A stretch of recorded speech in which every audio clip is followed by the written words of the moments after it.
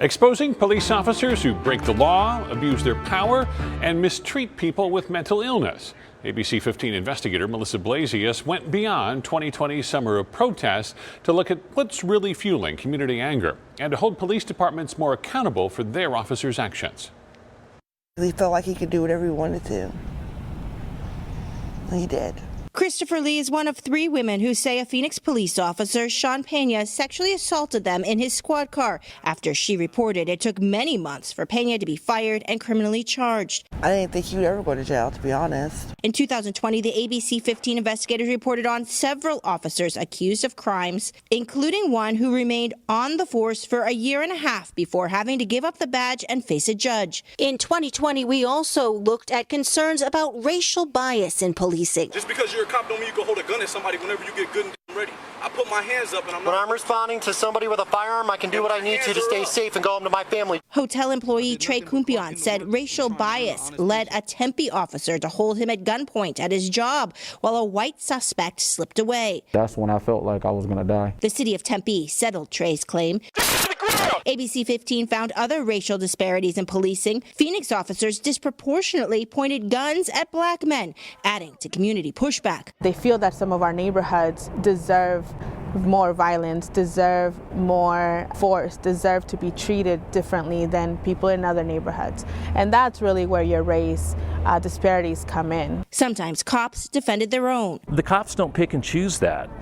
They go out and respond. They take the calls. It is what it is. Sometimes they blamed misconceptions about policing or mistakes made by a few, like when this mentally ill grandma was left in a Gila County jail cell without running water for days and resorted to drinking from the toilet bowl. At the time, I thought it was really gross, but I didn't know what else to do. People are going to say this is cruel and unusual punishment. Do you agree? I would say yes. Absolutely. We wish we'd have known earlier. Then it wouldn't have happened.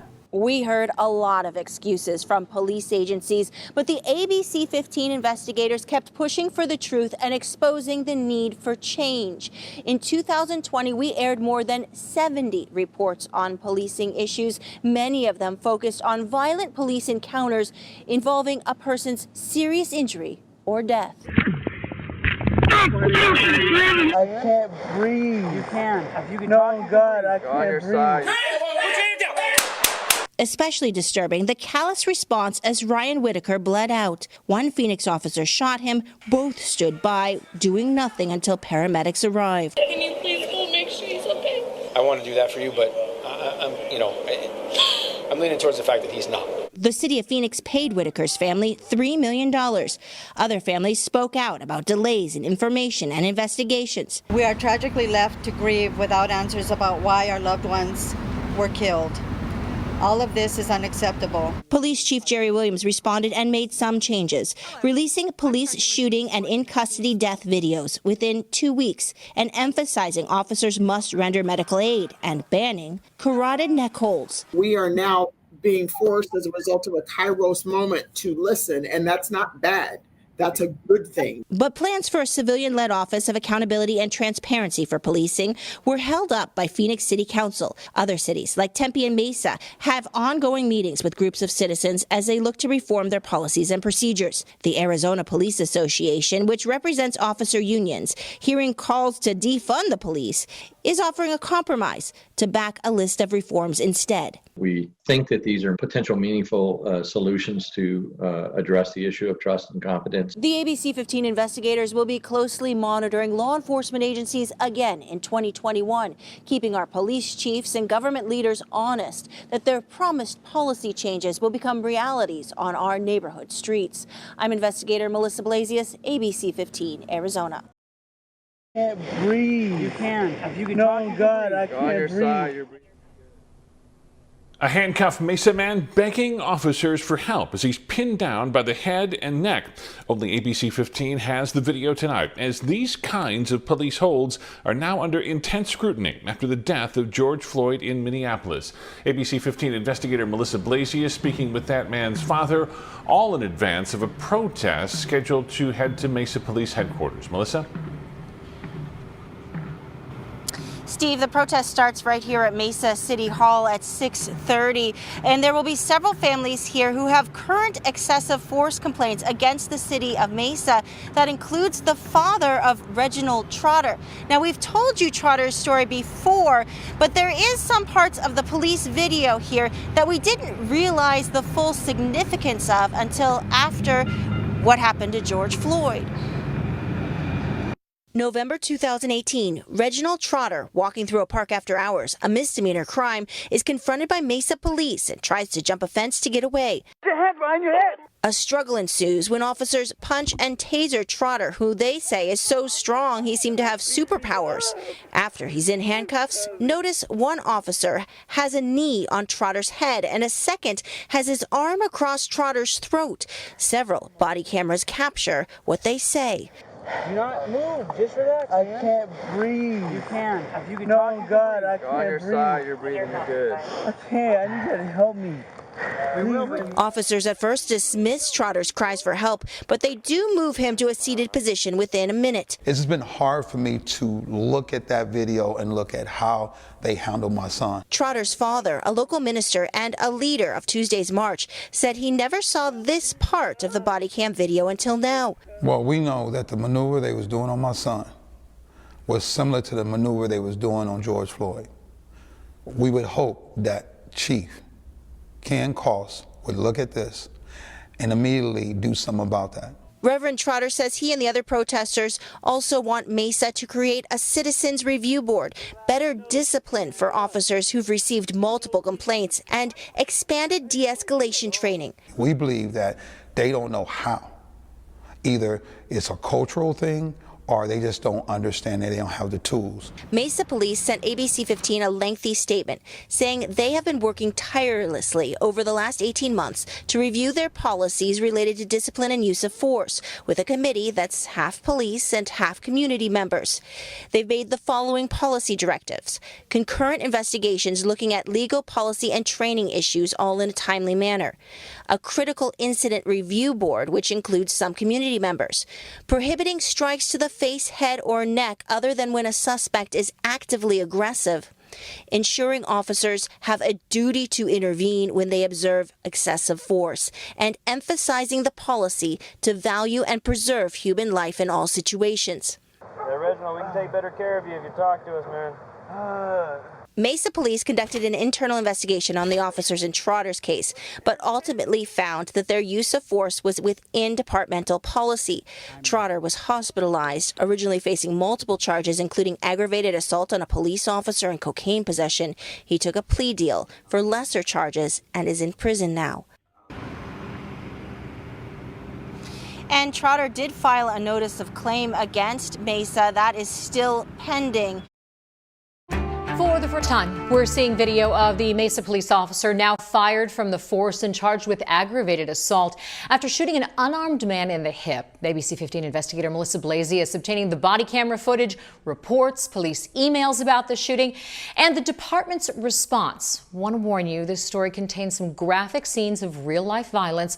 If you don't wish to see it, you may want to turn away until this story is over. December 6th, 2019, Mesa Police are called to Ojos Locos Cantina in the parking lot, finding these four guys who were kicked out after having some sort of argument with staff. We're not charging you with anything. They want you trespassed. Mesa Police intentionally blurred this video before releasing it to ABC15, but you can see 45-year-old Randy Sewell is the guy in the black shirt. You are required to give us your personal information, to identify you.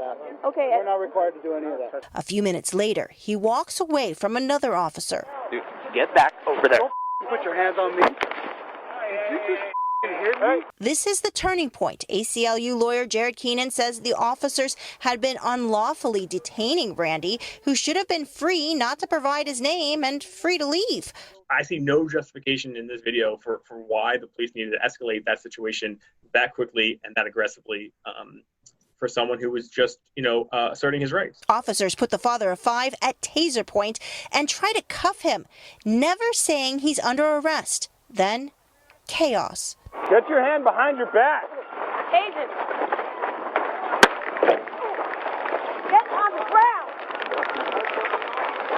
on the ground. It happened so fast as Officer Nathan Chisler hurries over, grabs Randy from behind and shoots him point blank in the hip. Then Chisler reholsters his gun and swears. Officer Chisler later told investigators because of the motion of Sewell's hand in the waistband area where weapons are commonly carried and the suspect crouching over, he determined there was a threat and he responded according to his training and experience. He also said Randy Sewell was throwing two officers on the south side of him into a light pole. But that doesn't match the video, as Sewell hangs onto the light pole with one hand and the other hand swings away from his body.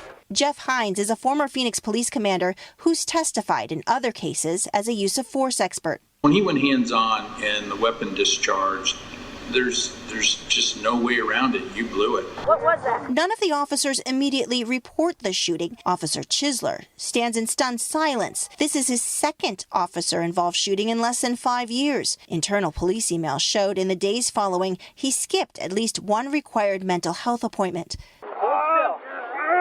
Randy Sewell, who had a broken femur and required surgery, was quickly charged with several crimes, including aggravated assault on an officer. 6 months later, the county attorney has also charged Officer Nathan Chisler with aggravated assault, indicating this shooting was both intentional and not justified. But when you force a confrontation with somebody that's been drinking in excess, this is what happens. They don't comply. They listen inattentively. They don't do what they're told.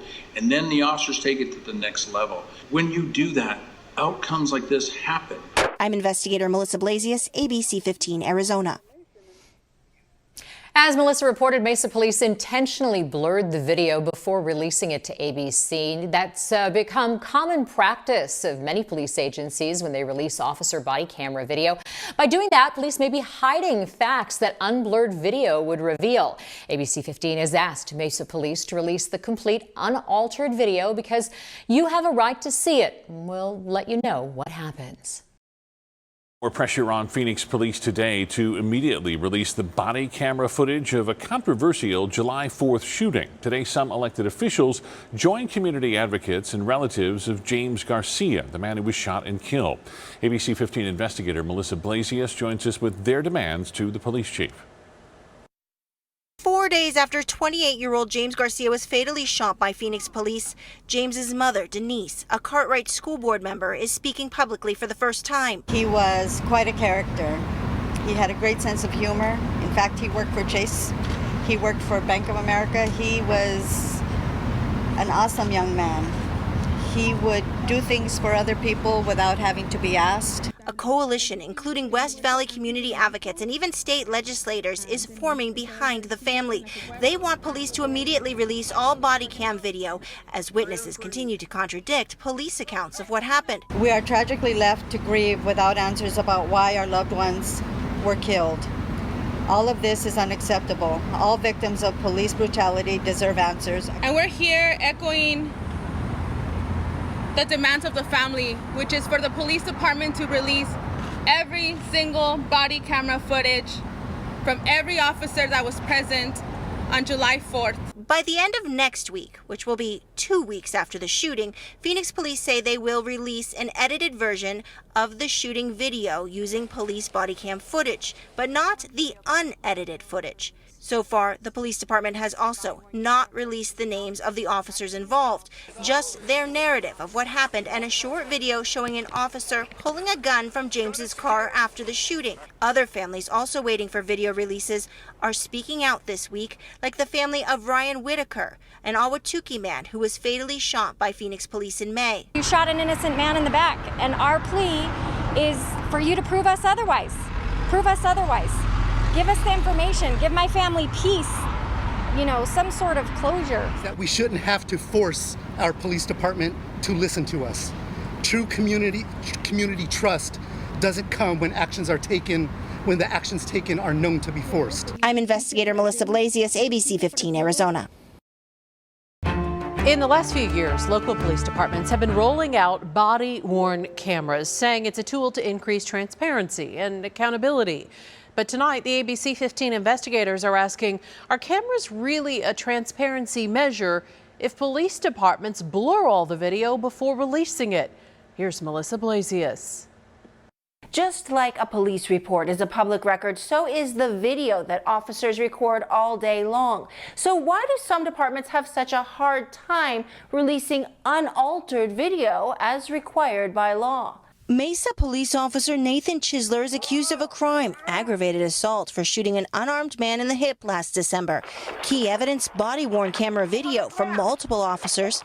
Months after ABC15's initial public records request, Mesa Police finally released the video with every second intentionally blurred by the department, so you can't see anyone's face or all the details. It meets neither the letter nor the spirit of the law. It would be the same thing as releasing a 10-page document and having it all out of focus. Dan Barr is a First Amendment lawyer with expertise in Arizona public records laws. And under the public records law, there is a strong presumption that it be produced. And only if the police can show specific harm of privacy, confidentiality, or best interests of the state can they redact any portion of it. The ABC15 investigators emailed Mesa Police's public information officers saying, "We respectfully request an unredacted, unblurred copy as we believe is appropriate under Arizona public records law." Immediately, an assistant police chief emailed his staff, "Do not reply."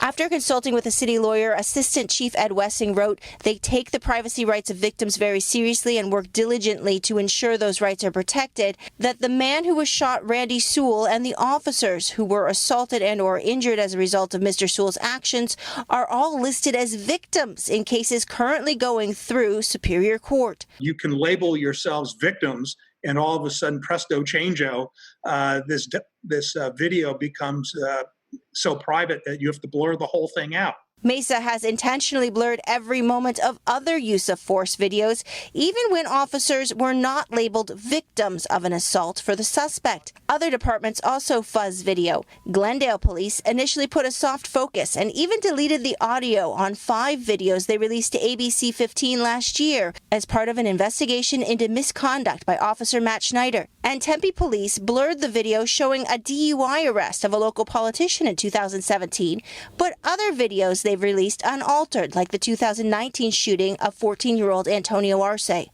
ABC15 will continue to push for unblurred video of now former Officer Chisler's shooting, as well as other acts of police violence. You, the public, have a right to clearly see and gauge for yourself these officers' actions. I'm investigator Mesa Police, ABC15 Arizona. But we start tonight with new video from a deadly shooting in Ahwatukee earlier this year. It was just 5 seconds from the moment Ryan Whittaker opened the door until he was fatally shot by Phoenix police officer. In the last 55 days since the shooting, Whittaker's family pleaded for police to tell them the full story. Now we can all see and draw our own conclusions. ABC15 investigator Mesa Police has the body camera footage and a warning: the video may be difficult for you to watch. This is how Ryan Whittaker's family wants to remember him.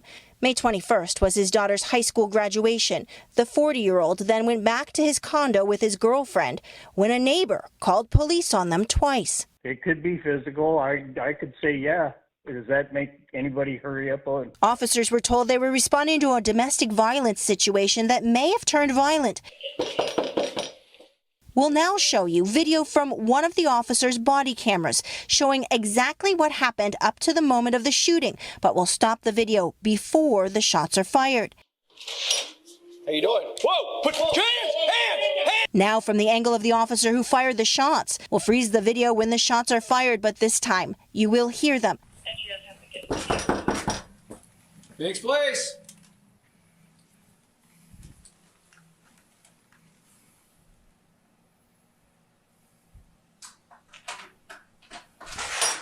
Whoa! Put your hands down!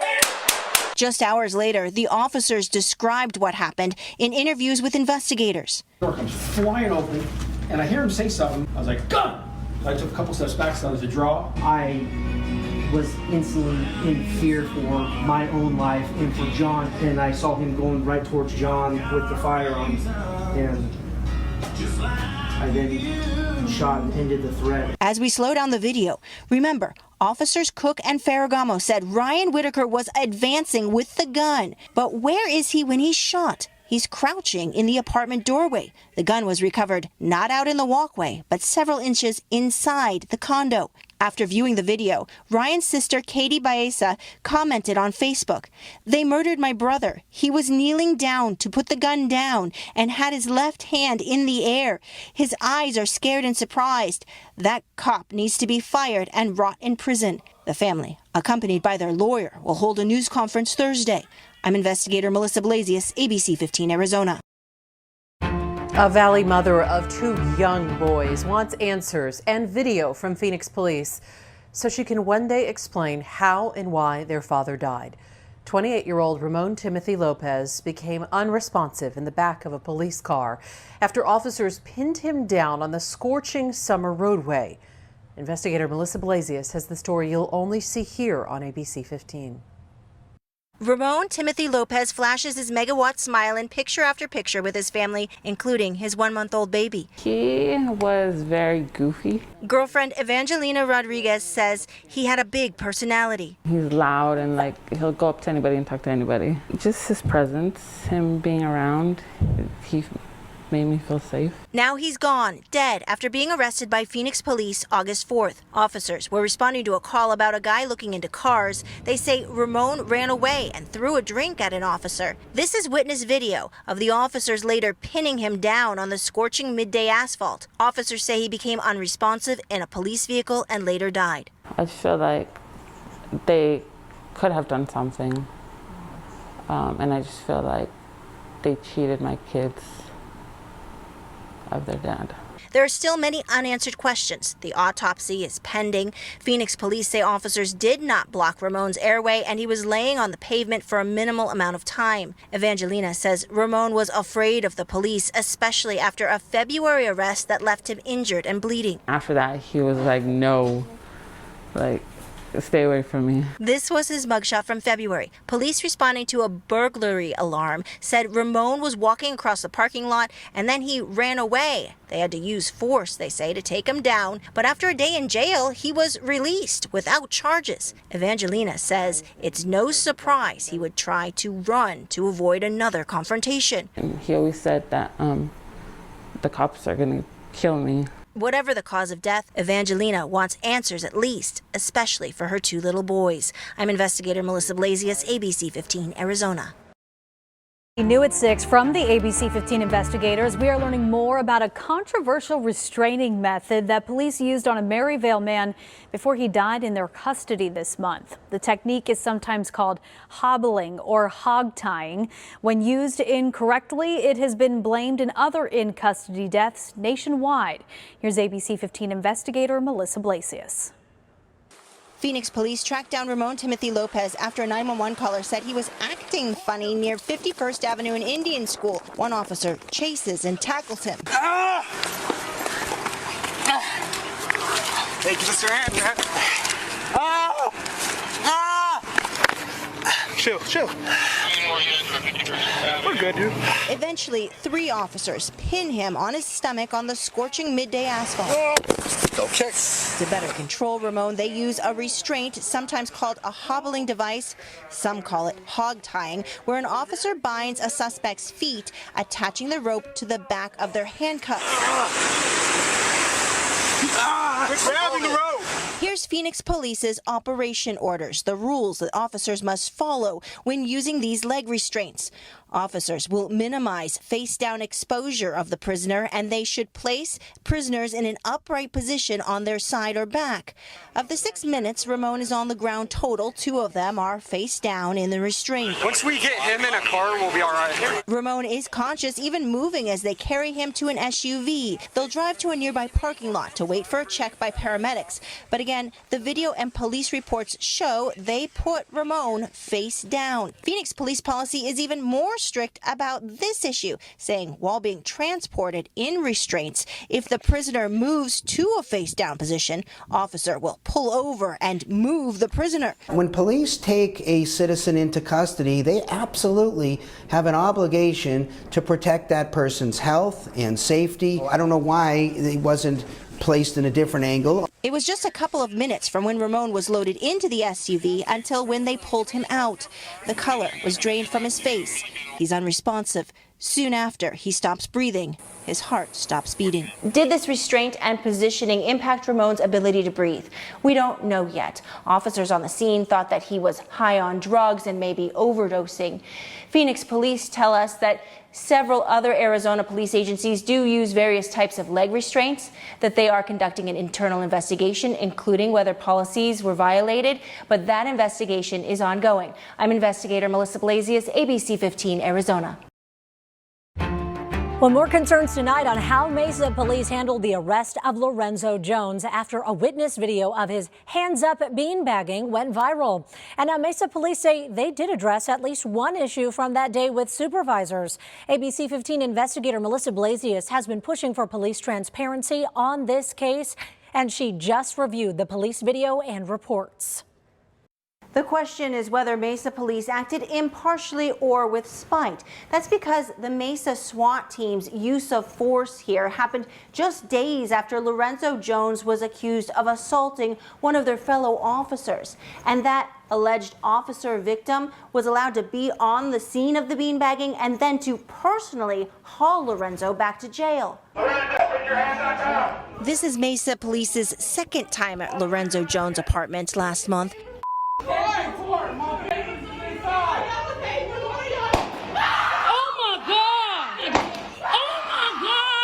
Lorenzo and his supporters say this was excessive force and perhaps retaliation for an earlier case. More on that in a minute. In the video, you see Lorenzo put his hands up, kids right there, and the SWAT team fires a beanbag round, then a second and a third. But the officer who launched the beanbags defended the actions in this report, that he was repeatedly fearful Lorenzo may be accessing a gun and that he was failing to comply with orders. He started yelling and may try and go back inside the apartment. Mesa Police supervisors sided with the officer, saying the use of force was in policy. Afterward, Officer Jacob Harris takes over a handcuffed Lorenzo. Oh, and Officer Harris knows all about that warrant because he's an alleged victim in that crime from just 10 days earlier. The ABC15 investigators also have video of that case from July 6th. Officer Harris interviewing Lorenzo's fiancée about allegations of a physical fight between Lorenzo and other relatives. Lorenzo himself had run off.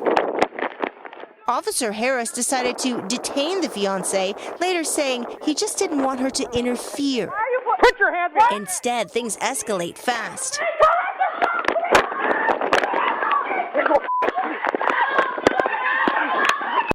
Lorenzo Jones is accused of running into and hitting Officer Harris. In return, he's punched, tasered, and although it's hard to see, the police report says Officer Harris laid on top of Lorenzo's head and put his arm around Lorenzo's neck and then applied upward pressure. Well, it's tough in the face. So when these two meet again, the alleged officer victim is now in charge of this alleged attacker, giving him a lecture with the help of a second cop. You did that. That was a choice you made as a grown man. How did I do that? Because you didn't follow instructions. Come on, man. Y'all know what y'all was doing. Something like this should not happen. Pastor Andre Miller is a community activist who's working with Lorenzo and his family. He's critical of Mesa Police's decision-making that let Officer Harris not only come with the SWAT team, but, as it's clear in the video, even drive the man alone to jail and write up recommended criminal charges. If this particular officer is listing himself as a victim of a crime, which he has every right to, you'd think that he would not be on a call or a scene of someone who was the purported aggressor in his crime. In another twist, hi, my name is Officer Jacob Harris. I'm with Mesa Police. the same Officer Harris showed up to a Lorenzo's next court hearing, saying Lorenzo's hitting him made a physical and psychological impact. It causes me emotional distress that I have to fear for my life. Officer Harris also defended the SWAT team's beanbagging. This is not retaliatory. When ABC 15 first asked about Officer Harris's involvement in the second arrest, an assistant police chief said Harris did not plan it and did not launch the beanbags. He also said patrol officers like Harris may be on a SWAT scene generally for crowd control. After reviewing the video showing Officer Harris did play an active role, Mesa Police changed its tone somewhat, saying, "We understand the appearance of having an officer on scene who was previously attacked by the suspect raises concerns, and we have already addressed those concerns with supervisors." Officer Harris and all of the officers on scene that day handled the situation professionally and consistent with Mesa PD standards. Pastor Miller hopes Mesa Police also take a deeper look at this one officer's overall wellness. We want all the officers to, who serve to be clear in their thinking and their judgment. And it appears that this officer may potentially have something going on. And my hope is that the chief gets to the bottom of that. The county attorney declined to press any charges related to Lorenzo Jones's second arrest. However, that first case involving the family fight and the alleged attack on Officer Harris is still ongoing. Lorenzo and his attorney declined to comment for the story. I'm investigator Melissa Blasius, ABC 15 Arizona.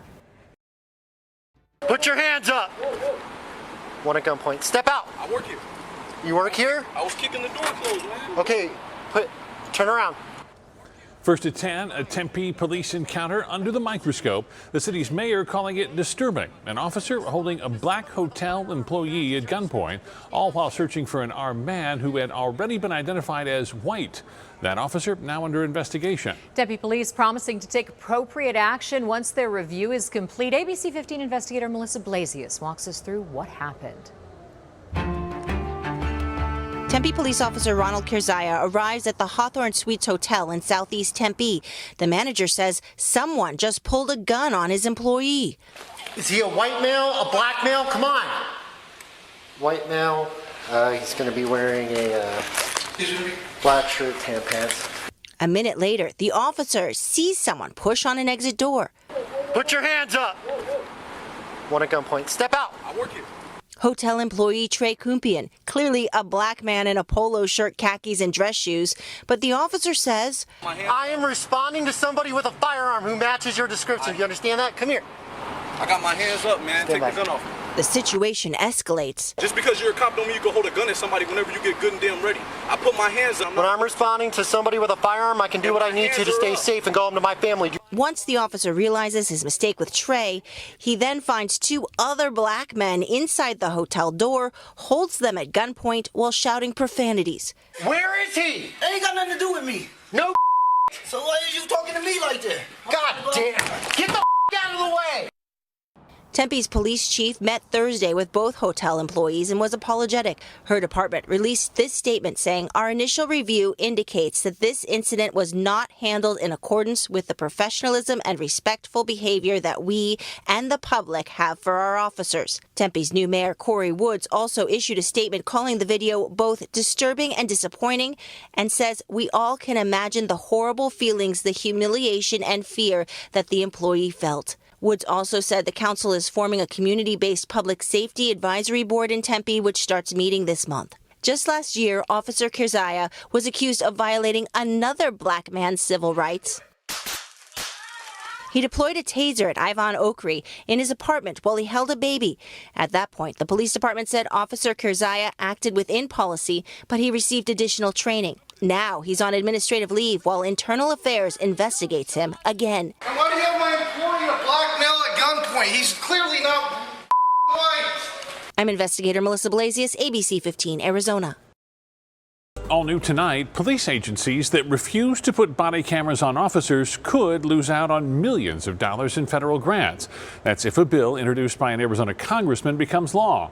ABC 15 investigator Mesa Police finds out where officers and deputies have cameras and why some Arizona agencies are still not on board. In El Mirage, Police Chief Paul Marzocca calls body-worn cameras a game changer. The importance is to have an independent review of what's going on. The chief says he personally watches all uses of force, looking for trends, and supervisors also spot check every officer. He says the number of civilian complaints has dropped in recent years. It adds that confidence to you because if you know you're doing a good job, you can prove you're doing a good job by the independent video. The ABC 15 investigators surveyed 77 law enforcement agencies across Arizona, finding 56 of them, 73%, now require all their patrol officers to wear body cameras. Get your hand behind your back. From Mesa and other big departments in the valley to smaller or rural departments like Lake Havasu City to the police forces of all 3 state universities. The body cam program, of course, is so important to build community and police trust. Congressman Greg Stanton was mayor of Phoenix back in 2013 when that city's police department started a body camera pilot program. It took 6 years and public outcry over police use of force to fully deploy 2,000 cameras last year. But at least 21 Arizona law enforcement agencies, including the Arizona Department of Public Safety, have only a few dozen body cameras or none at all. So we see in Arizona, even some of our largest departments have not yet utilized body cameras. In the year 2020, when we've had access to this technology for many years, frankly, that's not acceptable. So Representative Stanton introduced the Cops Accountability Act of 2020 this summer. It would prevent local, state, and tribal police agencies from receiving future federal community-oriented policing services, COPS grants, unless they either have body cameras or immediately begin a body camera program. In 2020, the COPS hiring program grant awarded 9 Arizona police agencies a total of $4.8 million. If you're going to apply for federal dollars, this incredibly important transparency tool, body cameras, is a requirement moving forward. We're really caught up in this idea of body cameras, and I think we need to think that all the way through before we put conditions on there that may have unintended consequences. Pima County Sheriff Mark Napier says his 2020 COPS grant pays for 10 deputies, which will staff a new substation to respond to border area crime. It's funding that PCSO would not qualify for if Stanton's bill passes because no Pima deputies have body cameras. Sometimes they have utility, but they are limited in what they can show.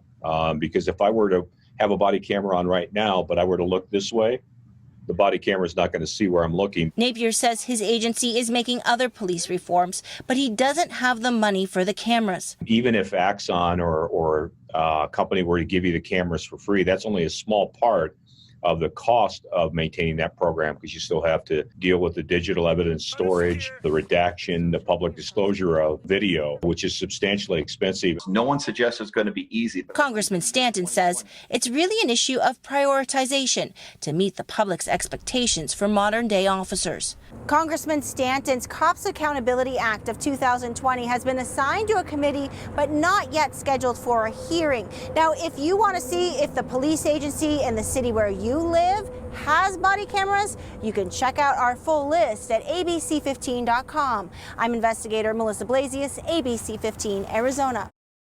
I'm the sergeant, I'm the supervisor you're going to get. I want someone the first hired. thing you said to me, I want someone hired. No. A Tempe police sergeant caught on camera combative with victims of a crime, refusing to allow them to access a supervisor. ABC 15 investigator Mesa Police just got this video involving an already high-profile case where a black hotel employee was held at gunpoint by an officer who was supposed to be finding a white suspect. Tempe Police blurred every second of this newly released video. So while you can't see it very well, you can certainly hear the tone and the words of the officers and their supervisors. A lawyer for the hotel employee and hotel manager says the officer's behavior was unprofessional. She believes there was also a cover-up attempted here. I'm the sergeant, I'm the supervisor you're going to get. I want someone the first hired. thing you said to me, I want someone hired. No. A heated exchange between a Tempe police sergeant and Sean Hoover, the manager of this Hawthorne Suites. It's Sean who called 911 for help after a white guy inside the hotel pulled a gun on him and employee Trey Kumpion. First on scene, Officer Ronald Kurzaya. White male, he's going to be wearing a black shirt, tan pants. He radios out the suspect description and goes outside to search, finding employee Trey, who's black, at a side door. I am responding to somebody with a firearm who matches your description. Do you understand that? Come here. I got my hands up, man. After the officer lets Trey go, a sergeant arrives on the scene, and the two hotel workers try to make a complaint. Why do you guys have a black male on the ground when I clearly said he was white? And then I got my hands up on the ground, and he's steadily holding his gun on me, and my hands up, and I'm on the ground. This is ridiculous. Where's the guy with the gun? He already left. You guys missed him. But instead of listening to the complaint, the sergeant walks outside and calls out on his police radio. Everybody can slow it down. The manager's completely uncooperative. Later, the sergeant's boss, a lieutenant, arrives. He seems to listen at first. It's unfortunate this happened to you, Trey, and I apologize. I wasn't here. I'm not in those officer's shoes. He says he'll investigate, which will take about a month, and he even promises him access to talk to a police commander. Then he reneges. When you call a commander, you're complaining about me. So what am I not doing? So I don't need to tell you that I'm complaining about you. I don't feel comfortable telling you what I'm going to complain about. I would like to speak to the commander. You told me you were going to call one that was off duty, and now you're retracting your statement. I am, because I don't understand why it is you need to speak with the commander. What information have I not provided you? Earlier this week, Trey filed a $2.5 million legal claim against Tempe, saying Officer Kurzaya was acting with racial bias when Trey was held at gunpoint. After reviewing the new video obtained by ABC15, a member of Trey's legal team says it's further evidence of the cultural problems at Tempe PD, adding every officer on film was combative, unprofessional, and most concerning is the fact that they attempted to prevent Trey and Sean from holding officers accountable by refusing to provide information and attempting to restrict who they could communicate with. That is a cover-up, and this is why our office supports calls to defund the department, because police violence and misconduct isn't limited to the actions of a few. It's inherent in leadership as well. A Tempe Police spokeswoman tells us that the lieutenant in this case, Lieutenant Swig, did notify his on-call commander, who addressed the issues the next morning, as well as notified the Professional Standards Bureau. The police also say that all of the officers and supervisors involved in this investigation are part of the police's internal administrative investigation now. I'm investigator Mesa Blasius, ABC15 Arizona.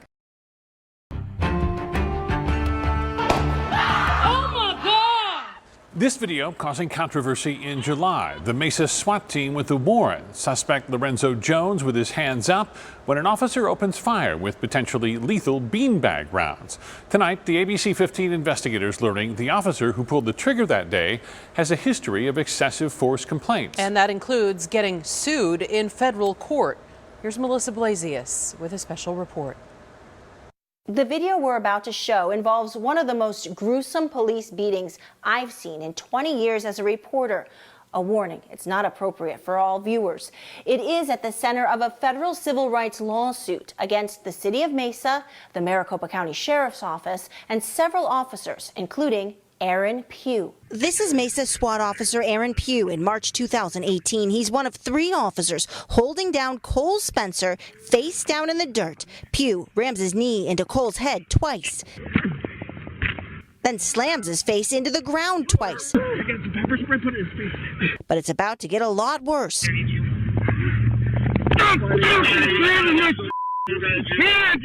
And there's tasering. I'm a ride again.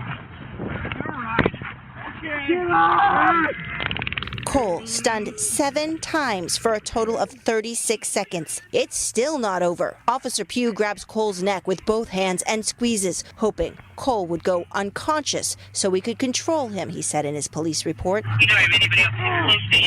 You should know that Cole Spencer is far from a model citizen. While he does not have a violent criminal history, he does have a long rap sheet for burglaries. He was high on drugs the day of this beating, and he's now in prison. I deserve to be here.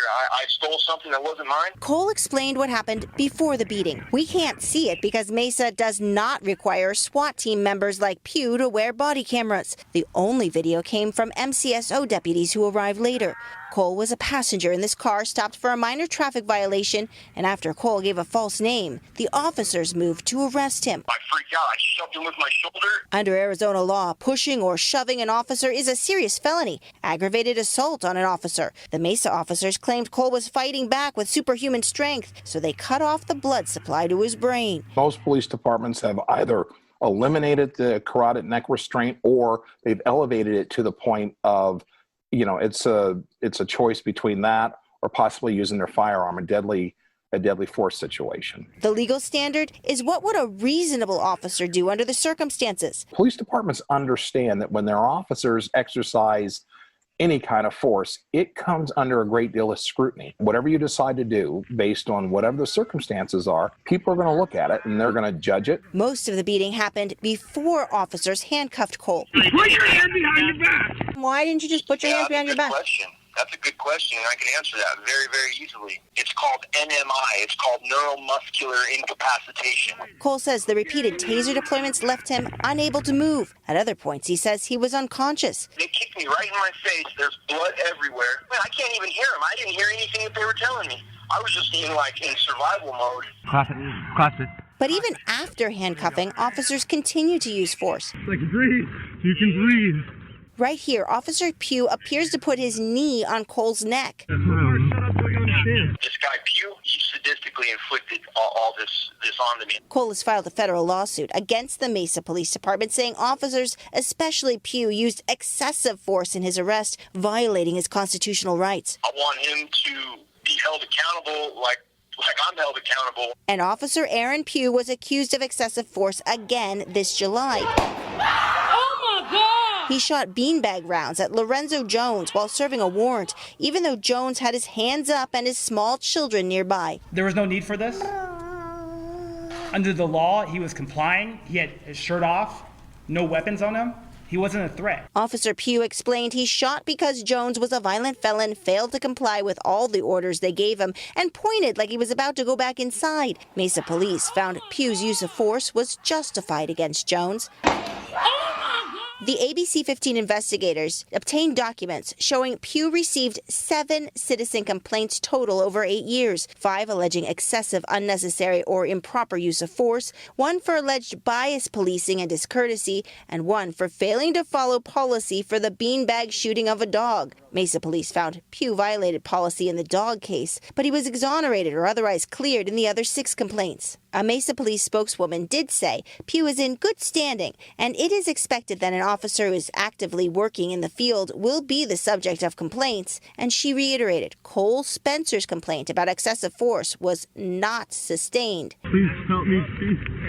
In court documents, lawyers for Pugh and the other Mesa officer involved argue the serious physical force used to detain Cole was reasonable because these were not normal circumstances. Cole was high on mind-altering drugs and physically fighting to avoid being arrested for a serious crime. I think if anyone gets their head split open and their face pretty much rubbed off in the ground, they want some type of justification or a compensation for it, Cole, who's serving as his own lawyer in the federal court case, says he ultimately wants to see Pugh fired. I'm investigator Mesa Blasius, ABC15 Arizona.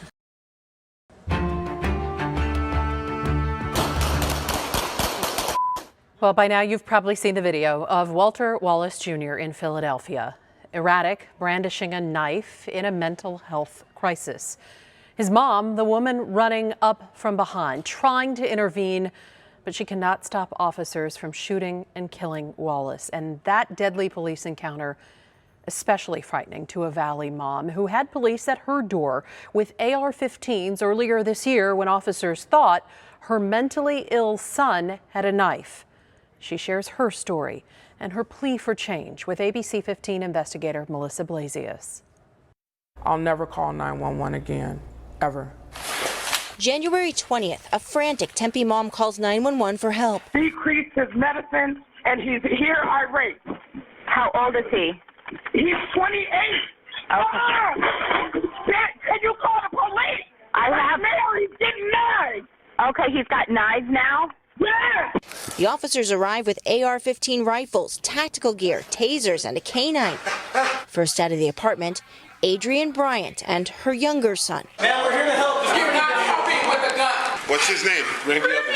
With Randy still inside, Adrian tries to intervene to de-escalate. Can I give you history on him? We have the history. No, you don't have the history because you're coming in guns drawn on my son. I don't need my son killed for mental health. One officer even threatens to arrest this mom. You're going to go to jail for obstructing, okay? Officers yell commands at the apartment door, but they have the wrong name. Raven, it's the Tempe Police Department. Turns out they had Randy Evans confused with another black man with a similar name who had a felony warrant. They also believed he had a knife and was dangerous to himself and others based on that 911 call. Misunderstandings that upped the officers' perceived threat level. There are risks that are involved when they respond to any and every call.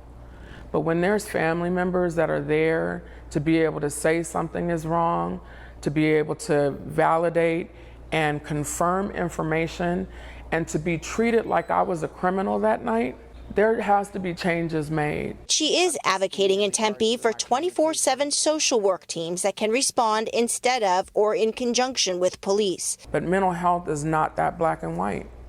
It's just not. There has to be people that are arriving with compassion to be able to say, look, we respect and understand you're having some challenges right now.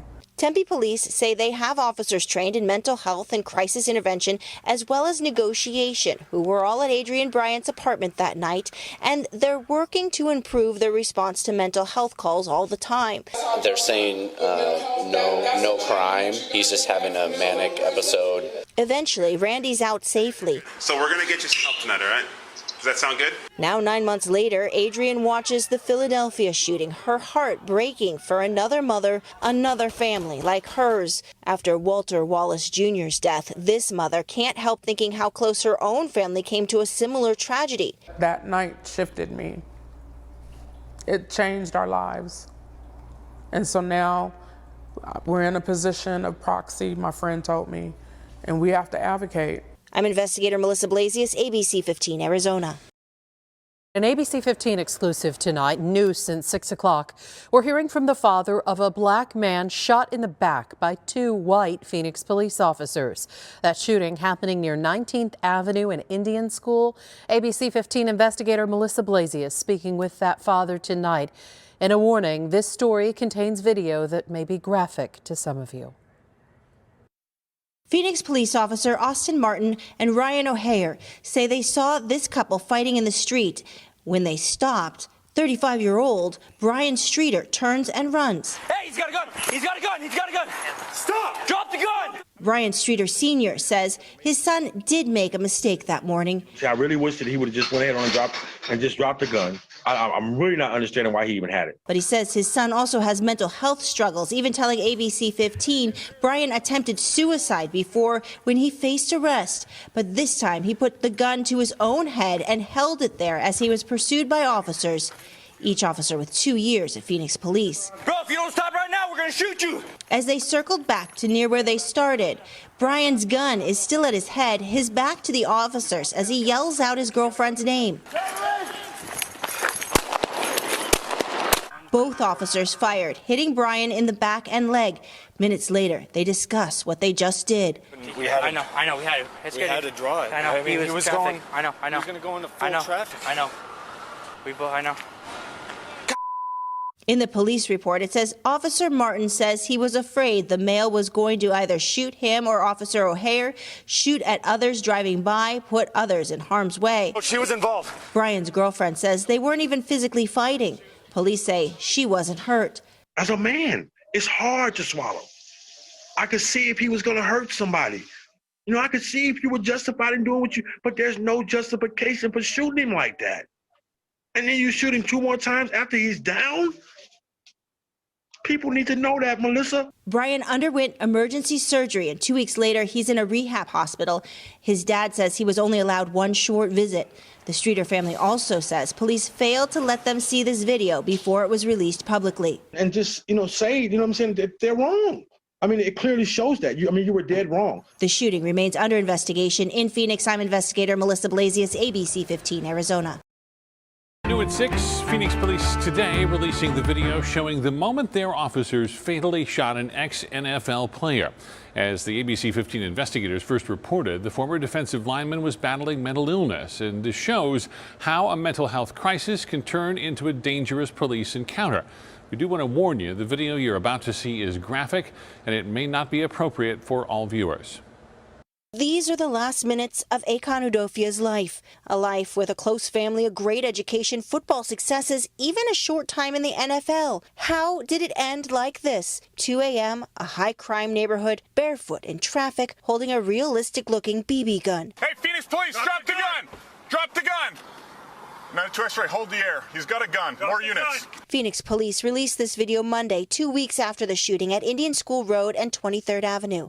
Please, do not make me shoot you. You see Akon move to the police car. He gets close, saying nothing. Dude, I gotta shoot him, bro. Drop it, dude. Shoot him. He's probably one of the nicest and most generous people I've ever met. Friends told ABC15 last week that Akon was a gentle giant, but in recent years, mental illness hit hard, leading to some strange and even violent behavior. There's a second side to everything, in that this could be your best friend, it could be your sibling, it could be your family member. Our community, our medical community, our community as a whole has to step up and do a better job of providing help to people who are having mental health issues. Andy Anderson is a retired assistant police chief from Phoenix. He points out the officer's desperate voice as he begs Akon to comply. These cops did not know the history of mental illness. It's too late to get a social worker involved at that point when someone has a gun in their hand. But there are other calls, and that's going to come down to evaluating those calls and some kind of a protocol to be put in place. After the initial shooting, traffic is still passing by as Akon keeps moving and moaning with that fake gun. Gosh, he's still pointing it. Officers try several options before shooting Akon Udofia again. The 33-year-old later died. Internal affairs and criminal investigations are ongoing, although neither will provide the answers to a troubling question. How do you stop these life and death encounters between people with mental illness and the police? In Phoenix, I'm investigator Melissa Blasius, ABC 15 Arizona.